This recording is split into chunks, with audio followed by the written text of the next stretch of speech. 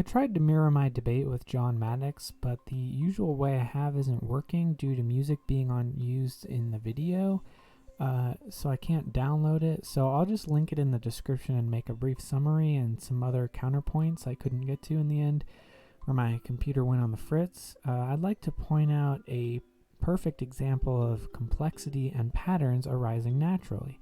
I need to start using the brassica lineage a lot more for examples because it's pretty powerful.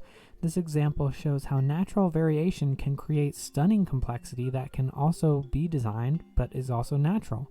But see how the fractal patterns arose naturally and appear designed, and we know this, that they came naturally because we bred them. But these intelligent design people have no way to distinguish between design and nature when the source is unknown. They just assume it was intelligent design whenever they feel it's too complex. So this was proposed to me as a friendly conversation and turned into a formal debate. I had no idea that the topic would be abiogenesis. Not to say I wasn't prepared per se, but I have a decent understanding of the subject, but I haven't recently delved into any specifics and was not aware of any of John's concerns, so I had nothing in particular prepared as an argument for him. John kept pressing the cliched fallacy that man-made things are designed and life is even more complex than that, therefore life was intelligently designed as well, and I pointed out that that's ignoring the important distinction. Man-made designs are not self-replicating and do not self-improve like life does. He did not like that and dismissed it, but gave absolutely no reason why. His entire argument was, you don't understand this, therefore it had to have been a higher intelligence, which has to have been God. I'll go over how fallacious this argument is in a minute. I don't think evolution itself is that relevant to naturalism versus intelligent design. Biological evolution is not debatable at all. But it was interesting that John had absolutely no counter-arguments to the metaphysics. He was just denying that he had any responsibility to explain how his God exists and how the supernatural is a coherent concept in any way. He just assumes his God is an explanation by default because it's esoteric and supernatural. But I tried to point out how supernatural itself is just an incoherent proposition. He just used it as a way to treat his God with a double standard, but that's religion for you. He tried to make the point that RNA degrades in 20 minutes, but I pointed out how the sequence can be stable in the DNA or can replicate with other RNAs and continuously make more RNAs, which can make more DNA. This would serve as a simple replicator, and the fact that the entire transcriptional mechanism is almost entirely made of RNA, with rRNA, mRNA, tRNA being the most integral parts, with some stabilizing proteins in modern forms, but this points to a transition from RNA-based replication. The fact that ribosomes are mostly RNA is very telling. It's not like it's purely protein, so it obviously could have improved from a purely RNA conformation. RNA can act like simple proteins, by the way, since it can fold onto itself. Since RNA can chemically attract nucleotides as well as amino acids, it can easily attach to DNA and make a double strand for more DNA. John tried to say that the chances of anything functional coming out of random chemical reactions is so low that it's impossible, and that the scientific community states that. That's what really was false. Because in fact the scientific community is stating that it's almost a mathematical certainty. So I brushed up on my abiogenesis a little bit, because I've been meaning to get around to it. Here's a really quick and dirty lowdown.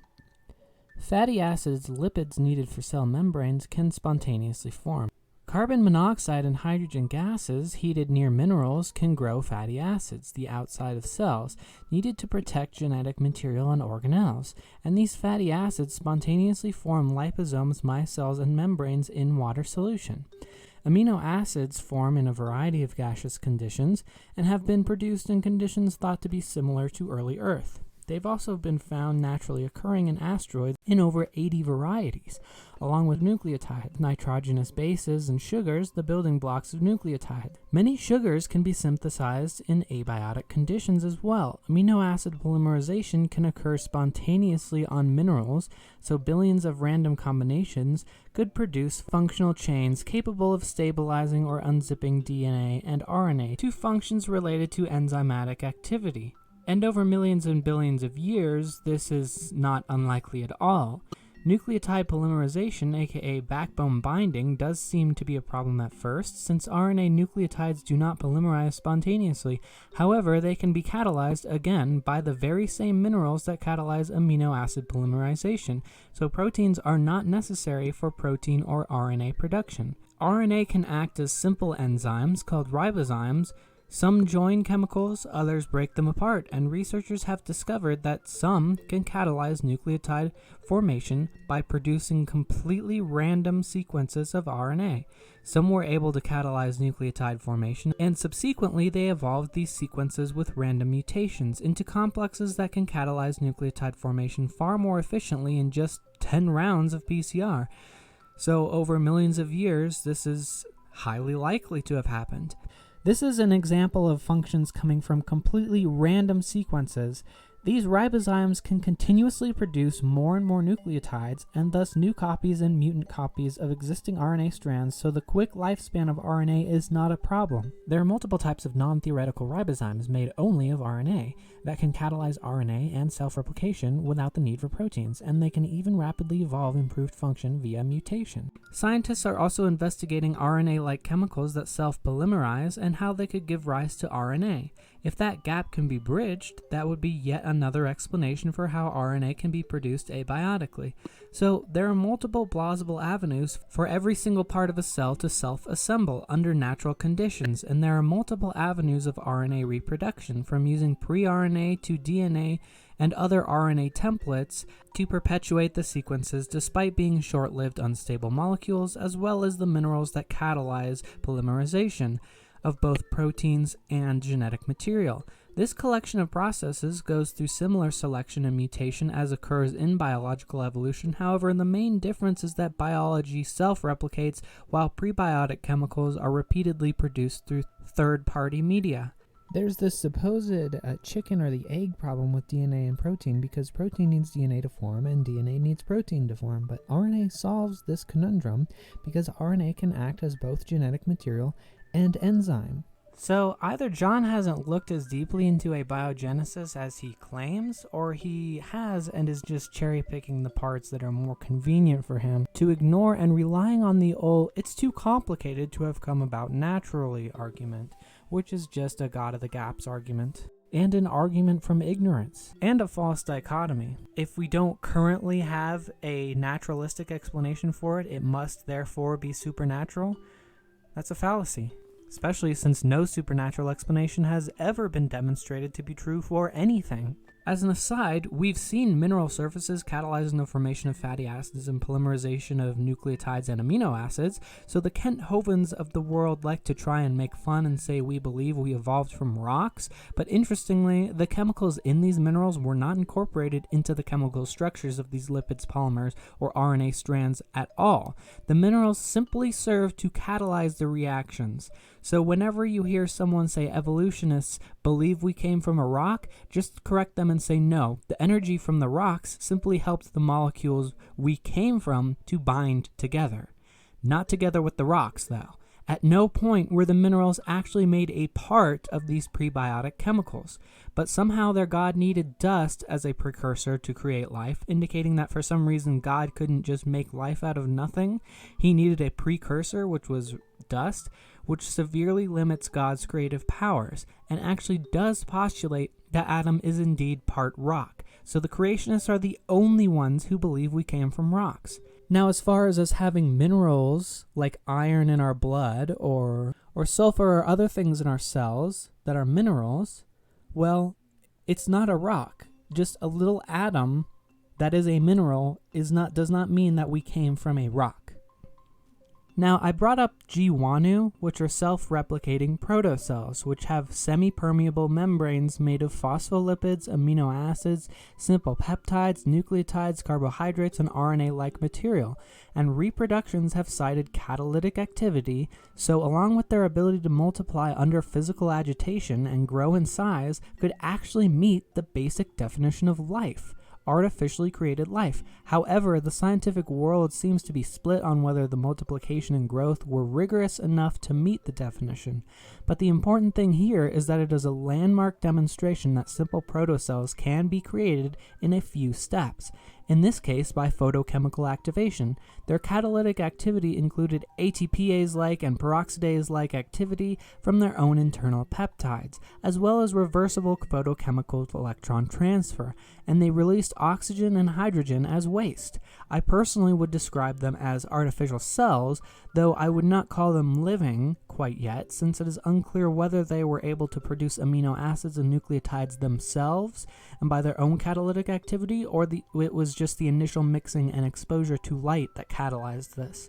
They were made by a mixture of inorganic compounds like ammonium phosphate and organic compounds like citric acid, paraformaldehyde, and formaldehyde, along with ferric chloride and molybdenum. So I would say it's still prebiotic if there's, again, still a third-party mechanism catalyzing the reactions versus these reactions occurring solely within the cells themselves, taking in outside fuel and internally creating these chemicals. But it's extremely close to creating life from scratch, about as close as you can get without crossing that line. But it's an extremely interesting experiment. I definitely objected to the way John Maddox used the term information as if it was intelligent knowledge. I'm totally fine with calling DNA genetic information, but the usage he was trying to sneak in was not appropriate at all. He cited something that talked about DNA as computational, and I agree. But it's purely through these chemical interactions. There is zero magic or consciousness going on here, only chemical reactions. If it were anything other than just chemicals, then God should have zero reason to make anything with physical matter in the first place, if he's adding in magic on top of that. He could just make us out of pure will and magic. No reason to bind us to chemical energy and physical limitations and limit us by chemical reactions. We could just be magical beings and still be limited by whatever his will is, but computation doesn't mean intelligence. There are cells out there that can solve the subway problem. This leads certain people to think only a greater intelligence than ourselves could result in such complex entities, and yet these intelligences somehow haven't thought of a better way to communicate with us other than the dubious constructions found in the Bible and the various logical fallacies touted as evidences of God. That doesn't mean that the cell is intelligent or that it was intelligently designed. Because biological feedback loops are not limited by a computer processor. The chemical feedback is virtually unlimited and is capable of self-improving, much like machine learning, which, by the way, is done by random mutation and isn't precisely understood by their own engineers. Natural processes in the form of variation and selection feedback loops are often far more efficient than the best intelligent designs, and often indistinguishable. Now, what's the difference between those people and the majority of scientists?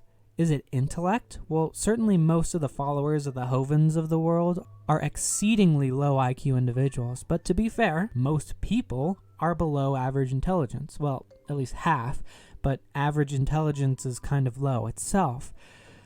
The difference is these people have been programmed from a young age by religious institutions to only understand things from a top-down perspective. So their brains literally aren't capable of conceiving of a bottom-up patternization, which is where the pattern becomes more complex as it interacts with others, which is the only pattern we actually see in nature. The thing about this is they're forced to use bottom-up patternization at some point because of the infinite regress of constantly needing something more complicated to create the thing that we're looking at. And in light of this fact, they have no answer for why their God is exempt from this reasoning, and that's very telling. They have to create this category called the supernatural so that they can avoid logical consistency. The reason I say they have to use bottom-up reasoning at some point is because God has to follow the atemporal and non-dependent universal fundamental laws of logic, or whatever you want to call them, unless you're willing to state that God is incoherent prior to him inventing logic somehow out of non-logic. Logic as the foundational of not just God, but of everything, is the only way to break the infinite regress problem on either side of the issue. But on the side of God, you have to come up with some way to avoid who created the creator. The only way to do this is to allow the complexity of God to come from something less complex. But at that point, there's no reason to posit a God at all, since simpler things can emerge from the metaphysically primary, but simpler laws of how things must behave, or rather, more accurately, how they must not behave. A mind cannot be in the origin of the universe. That's the worst possible explanation, because a mind is the correlation of many parts and facts that pre-exist the mind, and must follow rules that exist independently of the mind. And a mind itself can be wrong. It can hold paradoxes and say and do illogical things, but the universe, the materials within it, cannot. So material is more fundamental than any mind. Even if we can establish disembodied minds, they are fundamentally limited to some kind of rule set, if not material. A mind is made of these unbreakable rules. I brought up at some point that it's a huge problem for the intelligent design community that their God can't just show up and put the debate to rest. And for the sake of time, I didn't mention that the Bible is not that instance of God coming down to clear things up. But of course, John's answer is that Jesus came down and put the debate to rest. Apparently, he hasn't put much thought into this because guess what? We're still debating the Bible. No one can even agree, even within Christianity, on what Jesus means, or what he said, or what he meant. And the majority of people on earth are unconvinced that Jesus even ever existed, let alone that he was the son of Magical Sky Daddy while also fully being Magical Sky Daddy at the same time. At best, this evidence is unconvincing, so your God has failed to communicate it to us. The Bible is unconfirmed. I get that you believe that the claims in the Bible are true, but we need independent confirmation that its claims are true, and that is what your God refuses to give. And that's indistinguishable from a God that doesn't exist. So either he doesn't care, or he failed to give something that would even convince half of the people. You have to brainwash children from birth into these beliefs, or subjugate nations with military force and subsequent child indoctrination for these beliefs to even spread. Imagine if that was the history of evolution science. But no, evolution convinced creationists away from these stupid beliefs without any coercion or childhood indoctrination. Just like any science textbook, the mere fact that it's in a book doesn't prove anything. It's just a collection of claims. However, the fact that any and all claims in science and science books are independently testable and verifiable is what gives science the edge over a book whose claims are not in the least testable or falsifiable or even relevant to the questions of today. Everything in the universe was once crunched into something smaller than an atom. But you don't know that. Well...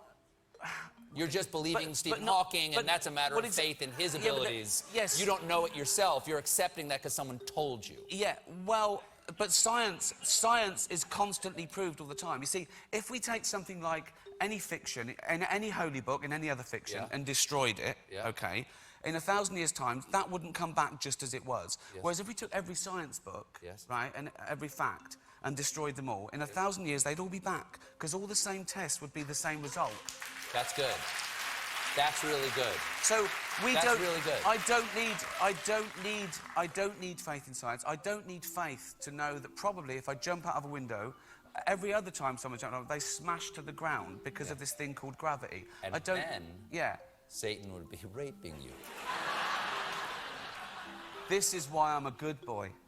When your book can't even get simple things about, say, germ theory correct, how can you with a straight face expect me to believe it's the answer to why we mere monkeys haven't figured out the entire field of biochemistry and abiotic chemistry in the couple hundred years after the invention of the scientific method?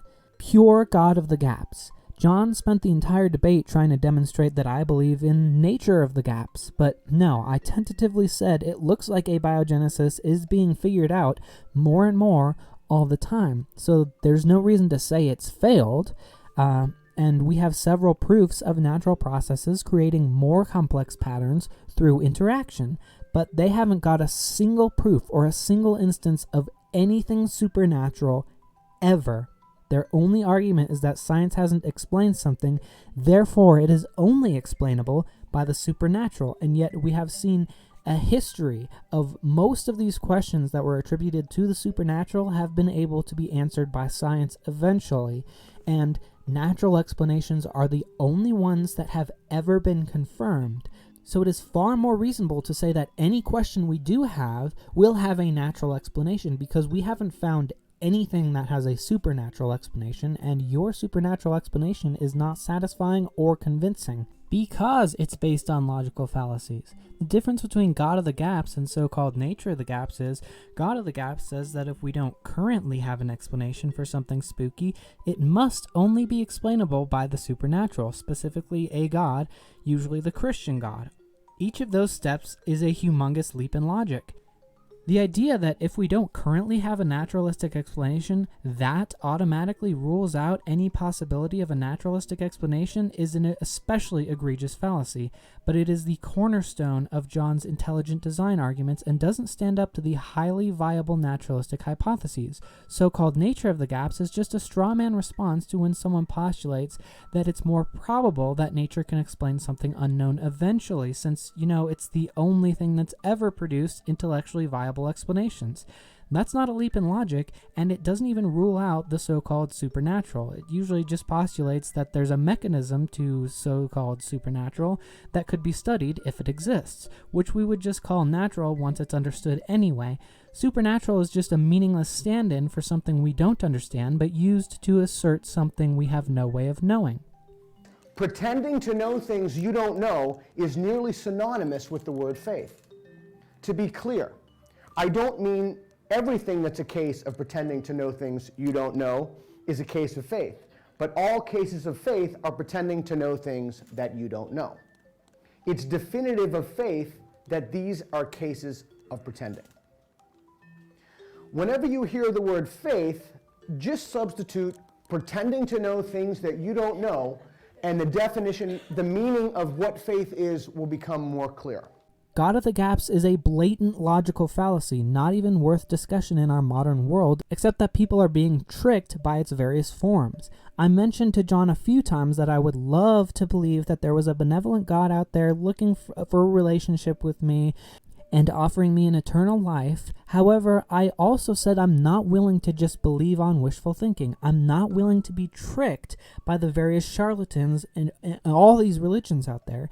And when logical fallacies are all you have, that sets off massive red flags and makes me more reticent to accept anything attached to those philosophies you're defending with fallacies. It has nothing to do with wanting there to be no God or wanting to sin, which is really just an accusation that we don't want to feel guilty for premarital sex and porn, even though God is supposedly willing to forgive that. The moral things people object to in the Bible tend to be the advocacy of slavery and genocide and sexism and the death penalty for petty things like gathering sticks on the wrong day or so-called sexual crimes, but that's because no actual reason for their goodness or badness is given other than God said so, which is not a reason to do or not do anything, but arguing about whether the actual lore of the Bible makes sense, like pointing out that the Bible can't even correctly identify basic science like how diseases work, has nothing to do with God's moral standards and has nothing to do with whether we want a God to exist or not. The morality of God and God's existence are separate topics, and yet John made accusations that atheists don't want to believe in God. Do I believe Zeus is fictional because I don't want him to exist? No, it's because there is no evidence and he gives magical explanations for things we have scientifically explained much better. To be fair, John believed I was being genuine when I said I want a good God to exist, but theists make this argument because they can't acknowledge there are any problems in the Bible or theist arguments, whether it's with the morals or the scientific plausibility. But of course, If they did admit that there were problems, then they'd have to be atheists, and they don't want to be atheists. But I don't want to accuse John of being a fundamentalist, so we'll save the rest of that rant for another day. He is just arguing for intelligent design here, so anyway, just because I don't know something doesn't mean it can't have a natural explanation. The reason I believe there is a natural explanation is because we don't have a supernatural explanation for anything. So the supernatural is not logical, it is not plausible, and it is the single furthest thing from probable.